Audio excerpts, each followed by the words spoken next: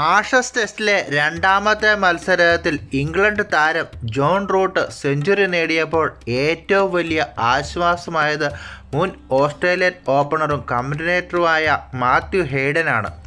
ഇംഗ്ലണ്ടും ഓസ്ട്രേലിയയും തമ്മിൽ നടക്കുന്ന ആഷസ് പരമ്പര തുടങ്ങുന്നതിന് തൊട്ടുമുമ്പ് മുൻ ഓസ്ട്രേലിയൻ ഓപ്പണറും കമന്റേറ്ററുമായ മാത്യു ഹെയ്ഡൻ നടത്തിയ ഒരു പ്രസ്താവനയാണ് ഇതിന് വിനയായത്. ടെസ്റ്റ് ക്രിക്കറ്റിൽ 30-ലേറെ സെഞ്ചുറി നേടിയിട്ടും ജോ റൂട്ട് ഒരു സെഞ്ചുറി പോലും ഓസ്ട്രേലിയൻ മണ്ണിൽ നേടിയിട്ടില്ല.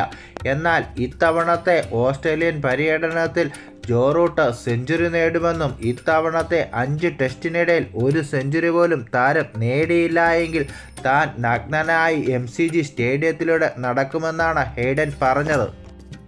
എന്നാൽ ആഷസ് ടെസ്റ്റിലെ രണ്ടാമത്തെ ടെസ്റ്റിൽ തന്നെ ജോ റൂട്ട് സെഞ്ചുറി നേടിയതുകൊണ്ട് തന്നെ ഈ പ്രസ്താവനയിൽ നിന്ന് മാത്യു ഹെയ്ഡൻ ഇപ്പോൾ രക്ഷപ്പെട്ടിരിക്കുകയാണ്.